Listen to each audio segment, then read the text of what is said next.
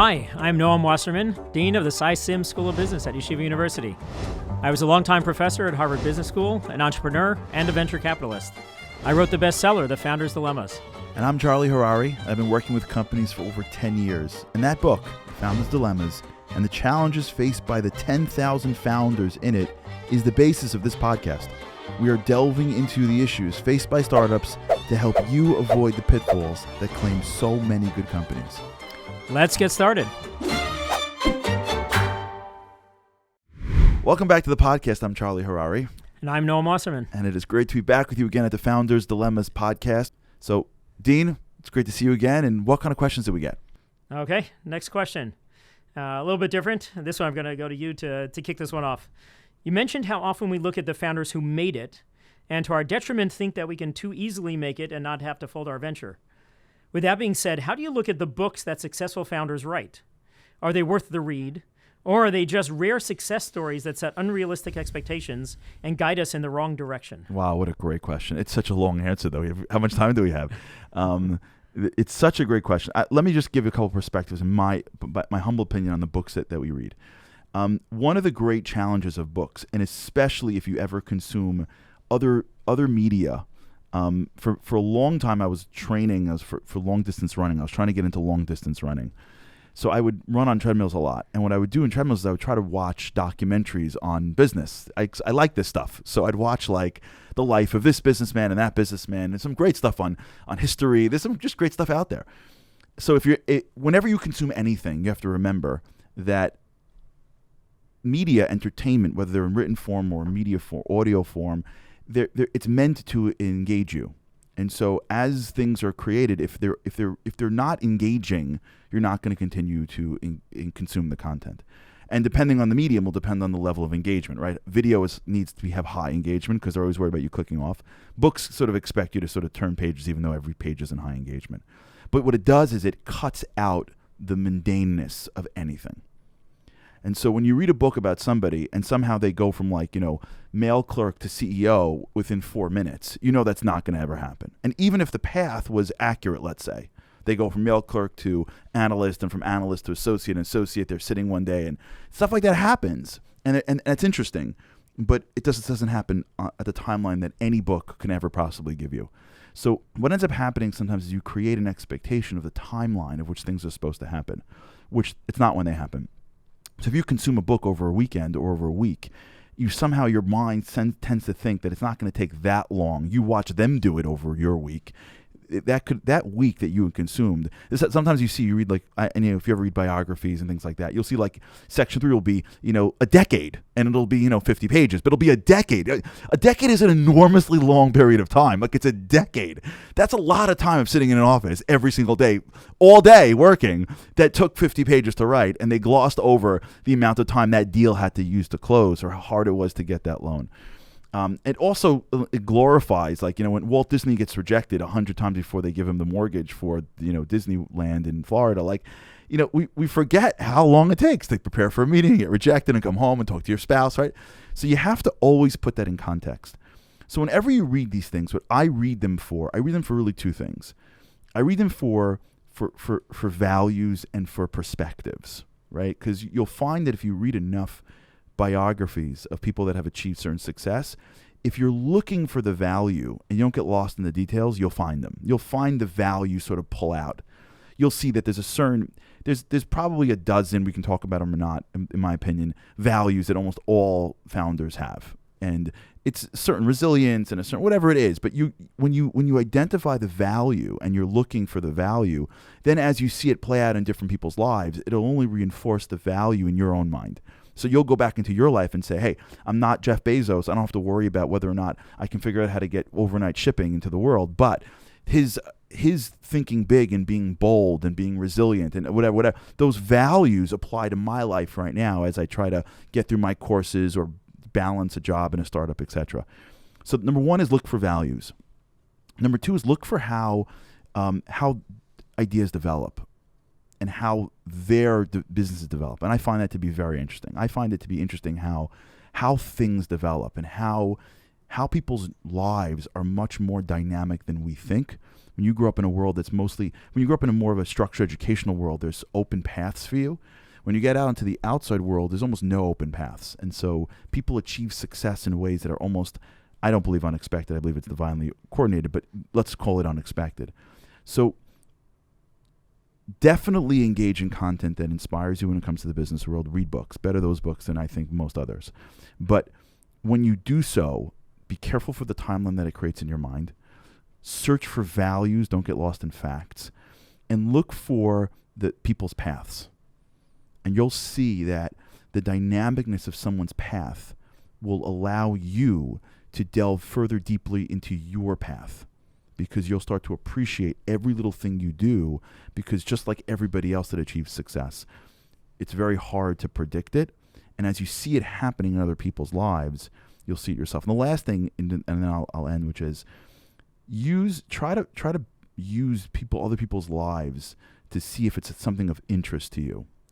What's really important, everyone wants to create Amazon, but nobody really wants to be Jeff Bezos, because it was super hard.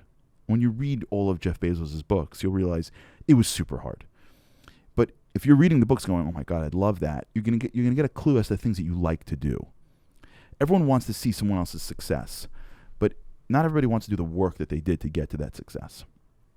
So if you read people's biographies and you read books about these things, you'll start to get a little bit more of an insight as to what the work is, maybe not the extent of it.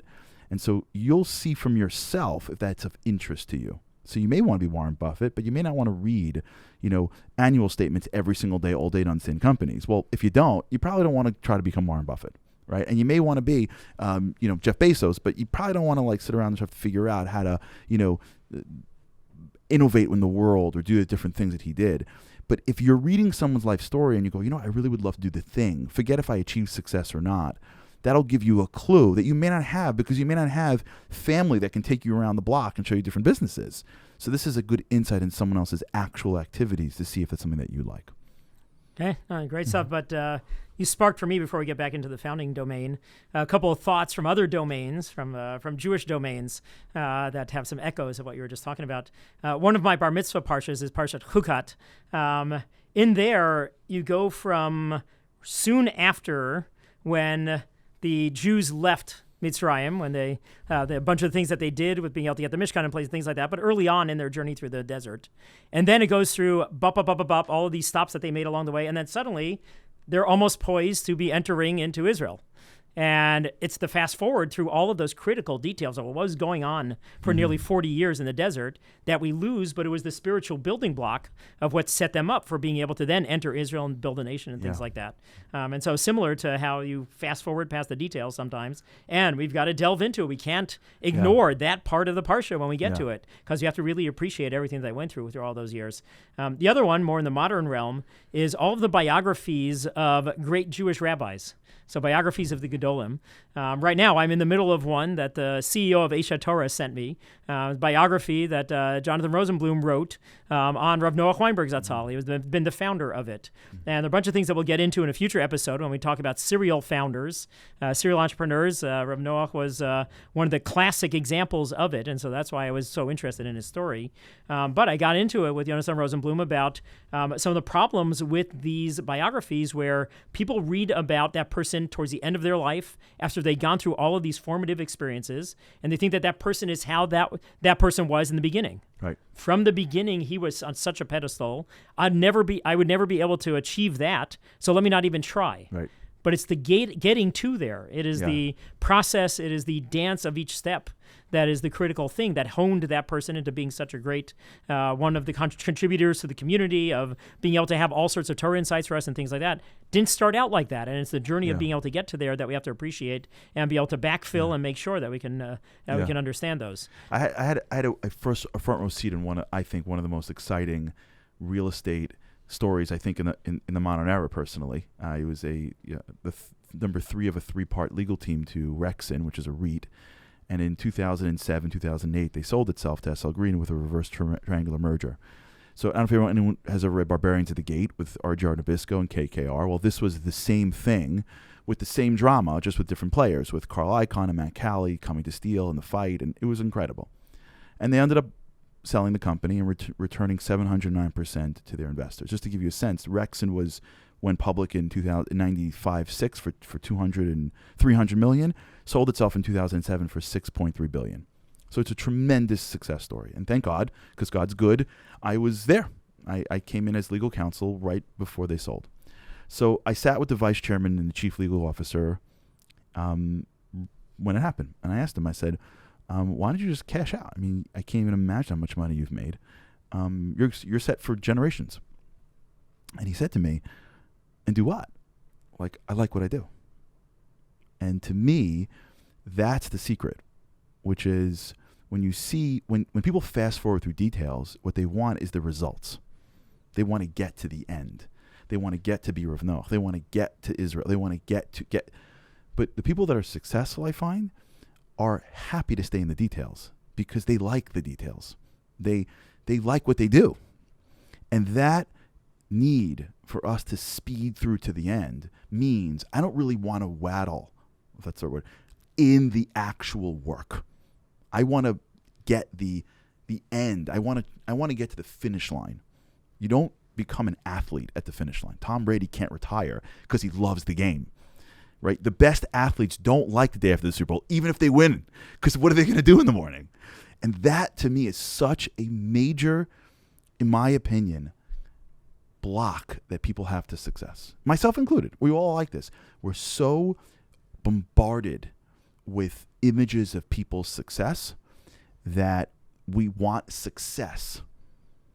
And we forget that what we really want is to be successful, and that's a different animal, the work, the malacha, right? Ohev es hamalacha, right? Pirkei Avos tells us you got to love the work. And I think that's where books throw you if you don't read them right, and can enlighten you if you do. Mm-hmm. So you're putting a pretty high bar on it, but it's another lens that you could use on what to choose to do. That even if I got to that success, would I still say I want to get up in the morning and do this? Right. And so being able to look at That's even, it. Am I going to become an entrepreneur? Am I just doing it for this end point and then I want to sit back on the beach? Or is it something that's going to get me passionate enough about it that even once the seductive gold at the end of the rainbow is achieved, that I would still want to be able to do that? I think that's the golden rule. I think if you can ask yourself that question every day. If I get bought out, would I want to still do this? And if your answer is yes, I think you're on the right path. My opinion. Okay. And if not, I think you're in the wrong spot. And by the way, it's okay. Like, it's okay to be in the wrong spot. There's emes and shalom, right? There's knowledge and then there's action. They don't have to always align. But if you collapse them, then you have no wisdom, right? So I think it's a critical insight. But I think our time is up for this episode. But this has been great. We're going to do some more Q&As later on. But literally, everyone just please feel free. Ask away, foundersdilemmaspodcast@gmail.com. Send in your questions. We'll have to deal with it. And thank you, Dean, for an incredible episode. And we look forward, everybody, to seeing you next time.